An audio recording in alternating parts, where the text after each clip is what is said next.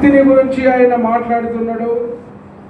రెండవది, దిక్కులేని పిల్లలను, విధవరాలను వారి కష్టాలలో వారిని పరామర్శించాలి, వాళ్ళను ఆదరించాలి, వాళ్ళను ధైర్యపరచాలి, వారికి సహాయమును అందించాలని చెప్పేసి రెండు విషయాలను జ్ఞాపకం చేస్తున్నారు. అంటే ఆనాటి ప్రజలు అలాంటి పరిస్థితిలో ఉన్నారు కాబట్టి భక్తుడు చెబుతూ ఉన్నాడు, భక్తి అంటే ఏమిటయ్యా? భక్తి అంటే ఏంటనుకుంటున్నారు మీరు?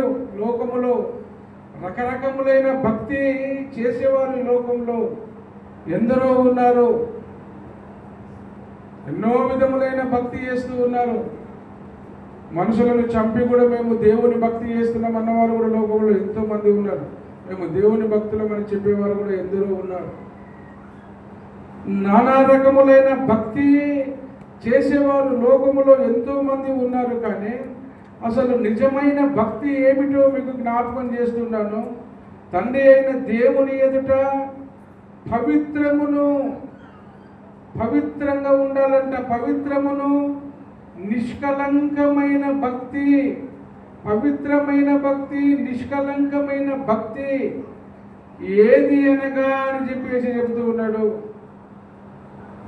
నిష్కలంక ఉండాలనంట, పవిత్రమైన భక్తి ఉండాలంట. అయితే ఆ భక్తి ఏది అనగా దిక్కులేని పిల్లలను, విధవరాండ్లను వారి ఇబ్బందులో పరామర్శించుటయు, హీయలోక మాలిన్యములు తనకు అంటకుండా తనను కాపాడుకొనుటే నిజమైన భక్తి అని చెబుతూ ఉన్నాడు. మొట్టమొదటిగా ఏం చెబుతూ ఉన్నాడు అని చెప్పేసి అంటే, నిష్కలంకమైన భక్తితో మనం అందరం కూడా ఈ లోకంలో జీవించాలంట. నిష్కలంకమైన భక్తి కలిగి ఉండాలంట. పరిశుద్ధమైన భక్తి కలిగి ఉండాలంట. ఆ తర్వాత పవిత్రమైన భక్తి కలిగి ఉండాలంట. భక్తులు ఎంతో మంది ఈ లోకంలో ఉన్నారు గాను భక్తులలో పవిత్రత, నిష్కలంకము, పవిత్రత కలిగిన భక్తి ఈనాడు ప్రజలలో కనిపించేది. భక్తులమని చెప్పుకుంటూ ఉంటారు కానీ పరిశుద్ధత లేని భక్తుల లోకంలో ఎంతో మంది ఉంటారు. కలంకము లేకుండా ఉండేవాళ్ళు ఈ లోకంలో భక్తులని చెప్పుకునేవారు ఎంతో మంది ఉంటారు. అయితే యాకోబు అంటున్నాడు, భక్తి ఏంటి అంటే నిష్కలంకంగా ఉండే దేవుని దృష్టికి ఎంతో గొప్ప భక్తి అని చెప్పేసి ఆయన జ్ఞాపకము చేస్తూ ఉన్నాడు దేవునికి పిల్లరా. అయితే దేవుడు ఇష్టపడే భక్తి ఏమిటి అంటే నిష్కలంకమైనది, పవిత్రమైనది భక్తి. అయితే రెండవ విషయం ఏం చెప్తున్నాడంటే, దిక్కులేని పిల్లలను, విధవరాండ్లను వారికి ఉన్న కష్టాలలో, ఇరుకులలో, ఇబ్బందులలో వాళ్ళను ఏం చేయాలంటున్నాడు? పరామర్శించాలి. అవసరమైతే వాళ్ళను, పరిస్థితులను బట్టి వాళ్ళను మీరు ఆదుకోవాలని చెప్పేసి జ్ఞాపకం చేస్తూ ఉన్నాడు. ఈ రెండు పనులు దేవుని నమ్ముకున్న బిడ్డలు, దేవునిలో ఎదుగుతున్న బిడ్డలు, దేవుని కొరకు బ్రతుకుతున్న బిడ్డలు ఈ రెండు విషయాలు మీరు చేయండి అని చెబుతూ ఉన్నాడు. అయ్యా, దేవునికి ఇష్టమైన భక్తి ఏందనుకుంటున్నారు? దిక్కులేని వాళ్ళు ఉన్నప్పుడు ఆ దిక్కులేని బిడ్డలను మీరు దయచేసి వాళ్ళను ధైర్యపరచండి, వాళ్ళను ఆదరించండి. తర్వాత భర్తలు చనిపోయిన వారి బిడ్డలు ఉంటారు, వారి పిల్లలు ఉంటారు, విధవరాండ్లు ఉంటారు, విధవరాండ్లు పిల్లలు ఉంటారు. వారి కష్టాలలో కూడా వాళ్ళను తప్పకుండా మీరు ఆదుకోవాలి అనున్నదే నిజమైన భక్తి. దేవుడు ఇష్టపడే భక్తి, దేవుడు కోరుకునే భక్తి అని యాకోబు భక్తుడు జ్ఞాపకం చేస్తూ ఉన్నాడు. దేవుని యందు భయభక్తి కలిగి ఉండడం అంటే ఏమిటి అని చెప్పేసి అంటే, పవిత్రమైన భక్తి, నిష్కలంకమైన భక్తి ఏందయ్యా అని చెప్పేసి అంటే, అది ఎలాగా చూపించగలుగుతుంది అని చెప్పేసి అంటే, దేవుని యొక్క బిడ్డలారా, ఎవరైతే ఇబ్బందులలో, ఎవరైతే కష్టాలలో, ఎవరైతే ఇరుకులలో, ఇబ్బందులలో ఉంటారో వాళ్ళ మీద కనికరము చూపించి వాళ్ళను ఆదుకునే విషయంలో కానీ, వాళ్ళను ధైర్యపరిచే విషయంలో కానీ, వాళ్ళను కాపాడుకునే విషయంలో కానీ నిజమైన భక్తునికి అలాంటి ఒక లక్షణము కలిగి ఉంటాడు. అది నిజమైన భక్తి అని చెప్పేసి తెలుసుకోవచ్చు అని చెబుతూ ఉంటాడు దేవుని బిడ్డ. ఇలాగ అయితే ఈ నిజమైన భక్తి ఎలాగ కనిపిస్తుంది మనకు అంటే, మీరు లూకాసు వార్త 4వ అధ్యాయము 25వ వచనములో చూసినట్లయితే దేవుని యొక్క బిడ్డలారా, నిజమైన భక్తి ఎలాగ కనిపిస్తుందో అక్కడ మనకు కనిపిస్తూ ఉంటుంది. లూకాసు వార్త 4వ అధ్యాయము 25వ వచనములో చూసినట్లయితే చదువు. ఏలియా దినములయందు 6 నెలలు ఆకాశము మూయబడింది, లోకమందంతటను గొప్ప కరువు సంభవించింది. ఇశ్రాయేలీలలో అనేక మంది విధవరాండ్లు ఉండినను ఏలియా సిదోనులో ఉన్న సారాపాతు అనే ఊరిలో ఒక విధవరాలు దగ్గరికి కానీ మరి ఎవరి దగ్గరికి పంపబడలేదు. అంటే ఏలియా కాలంలో ఏం జరిగింది? 3.5 సంవత్సరాలు భయంకరమైన విపత్తు, ఘోరమైన కరువు ప్రారంభమైంది. మనకందరికీ తెలుసు. ఏలియా ఎలాంటి వాడయ్యా అని చెప్పేసి అంటే, నిష్కలంకమైన భక్తి కలిగిన వాడు, పవిత్రమైన భక్తి కలిగిన వాడుగా ఉన్నాడు ఆ కాలములలో ఏలియా. ఓ దేవా, ఈ ప్రపంచం మీద వర్షము పడొద్దు అని దేవునికి దగ్గర ఆజ్ఞ తీసుకొని మొరపెట్టుకొని ప్రార్థన చేసినప్పుడు 3.5 సంవత్సరాలు వర్షమును కురిపించకుండా దేవుడు చేసిండు ఆ భక్తుని ప్రార్థన ఆలకించి. అయితే 3.5 సంవత్సరాలు మొత్తము భయంకరమైన కరువు వచ్చింది. దేవుడు ఏం చేసిండో తెలుసా? ఈ భక్తుల్ని సారాపాతు అనే ఊరిలోనికి పంపుతున్నాడు. ఇజ్రాయేలు యొక్క దేశములో సారాపాతు అనే ఊరిలో ఉన్న విధవరాలు దగ్గరికే పంపబడ్డాడు కానీ మరి ఎవరి దగ్గరికి పంపబడలేడు. కరువు కాలంలో ఏమర్థమవుతుంది? ఇజ్రాయేలు దేశంలో విధవరాలు లేరా? ఆ ఒక్క తల్లి అక్కడ ఉన్నదా? విధవరాలు ఇంకెవరైనా ఉన్నదా దేశంలో అంటే, దేశంలో విధవరాలు తక్కువ మంది ఉంటారా? తప్పకుండా చాలా మంది ఉంటారు. కానీ ఏలియా అనబడిన భక్తునికి దేవునికి ఆజ్ఞ ఏమొచ్చిందంటే, సారాపాతులో ఉన్న విధవరాల దగ్గరికి మాత్రమే నువ్వు వెళ్ళాలి అని చెప్పేసి అంటాడు. అక్కడికే ఎందుకు వెళ్ళాలయ్యా అని చెప్పేసి అంటే, సారాపాతు అనే ఊరిలో ఉన్న విధవరాలు ఎలాంటిది అని చెప్పేసి మనం ఆలోచన చేస్తే, ఆ విధవరాలు దేవుని యందు భయభక్తులు కలిగిన బిడ్డ. ఆ విధవరాలు దేవునికి ప్రార్థన చేస్తున్న బిడ్డ. ఆ విధవరాలు తన కుటుంబాన్ని దేవునిలో నడిపించుకుంటున్న బిడ్డ. తనకున్న కుమారుని సహితమును కూడా దేవునిలో బ్రతికించున్న ఆ యొక్క సారాపతి అనే ఒక ఊరిలో ఉంది.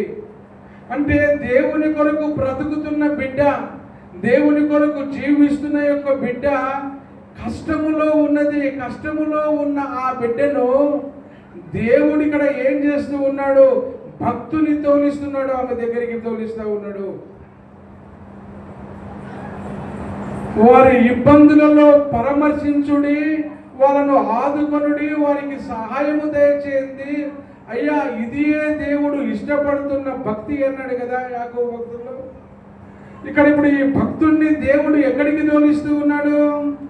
సారాపాతు అనే యొక్క గ్రామంలోనికి, ఇజ్రాయేల్ దేశంలో ఉన్న ఆ తల్లి దగ్గరికి తోలిస్తూ ఉన్నాడు. అంటే ఏమైంది అంటే, ఆ 3.5 సంవత్సరములో ఘోరమైన ప్రాబ్లము అక్కడ ఉన్నది. కాబట్టి అక్కడ దేవుని భక్తురాలు ఉన్నది, దేవుని బిడ్డ ఉన్నది. అక్కడ ఆ బిడ్డను ఖచ్చితంగా కాపాడుకోవాలి. దేవుడు అన్యాయస్తుడు కాడు. దేవుడు అన్యాయస్తుడు కాదు. దేవుడు ఆమెను, ఆమె కుటుంబాన్ని, ఆమె కుమారుని దేవుడు తప్పకుండా కాపాడుతాడు. ఎందుకో తెలుసా? ఆమె దేవుని కొరకు బ్రతుకుతున్న ఒక విధవరాలు ఆ ప్రాంతంలో. ఆమె బ్రతికినంత ఇజ్రాయేలు యొక్క దేశంలో ఎవరు లేరు కాబట్టి ఆమె దగ్గరికే పంపుతున్నాడు, కానీ వేరొళ్ళ దగ్గరికి పంపుతలేడు. ఎవరి దగ్గరికి అంటే వాళ్ళ దగ్గరికి భక్తుడు. దేవుడు పొమ్మనుల దగ్గరికి భక్తుడు వెళుతాడు, పంపిస్తున్న వారి దగ్గరికి భక్తుడు వెళుతాడు. ఇజ్రాయేలులో ఎందరో విధవరాళ్ళు ఉన్నారు, కానీ వాళ్ళందరి దగ్గరికి దేవుడు పంపుతలేడు. ఎవరి దగ్గరికి పంపుతున్నాడు? ఈ భక్తుడు అంటే ఒక భక్తురాల దగ్గరికి పంపుతూ ఉన్నాడు. ఆ విషయం మనకందరికీ తెలుసు. దేవుని బిడ్డలారా, అక్కడికి పోయిన తర్వాత పరిస్థితి ఏమిటి? ఆమె ఆపదలో ఉన్నది, ఆమె లేమిలో ఉన్నది, ఇరుకులో ఉన్నది, ఇబ్బందులో ఉన్నది. ఎవరు పరామర్శించాలి అంటే ఇదిగో భక్తుడు పరామర్శించాలి. అక్కడికి పోయిన తర్వాత ఆ కుటుంబాన్ని ఆ కరువు కారములో విధవరాలను ఏలీయాకు అప్పగించుట ద్వారా ఆమె బుడ్డిలో ఉన్న నూనె ఆగిపోలేదు, తొట్టిలో ఉన్న పిండి కరిగిపోలేదు అని దేవుని యొక్క వాక్యము మనకు జ్ఞాపకం చేస్తూ ఉన్నది. దేవునికి స్తోత్రం కలుగును గాక. అంటే ఇక్కడ ఏం కనిపిస్తుంది? ఈ 27వ వచనములో ఆయన ఏం చెప్తున్నాడు ఇక్కడ అంటే, ఏం చెప్తుండే 27వ వచనములో? ఇబ్బందులో ఉన్న వారిని పరామర్శించుడి అంటున్నాడు.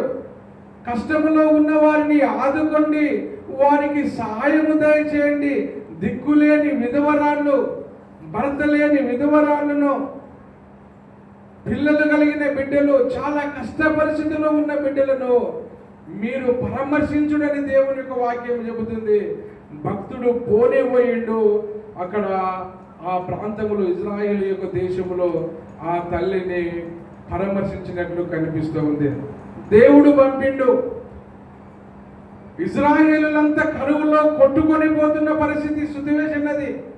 అలాంటప్పుడు ఈ తల్లి ఎలాంటిది అనుకుంటున్నారో తెలుసా? ఈ తల్లి ఎలాంటిది అంటే, మీరు తిమోతిలకు రాసిన మొదటి పత్రిక 5వ అధ్యాయము 9వ వచనములో మనము చూసినట్లయితే ఈ విధవరాలు ఎలాంటి విధవరాండని గురించి తిమోతికి రాస్తూ ఉన్నాడో భక్తుడు మనం అక్కడ జ్ఞాపకం తీసుకోవచ్చు. 5వ అధ్యాయం 9వ వచనం చూడండి. 60 ఏండ్ల కంటే తక్కువ వయసు లేక ఒక్క పురుషునికి భార్యగా ఉండి సత్క్రియలకు పేరు పొందిన విధవరాలు, పిల్లలను చక్కగా పెంచి, ఒకటి ఆమె సత్క్రియలకు పేరు పొందిన విధవరాలు. ఆమె ఏం చేస్తుంది అయ్యా అంటే సత్క్రియలు చేస్తూ ఉన్నది.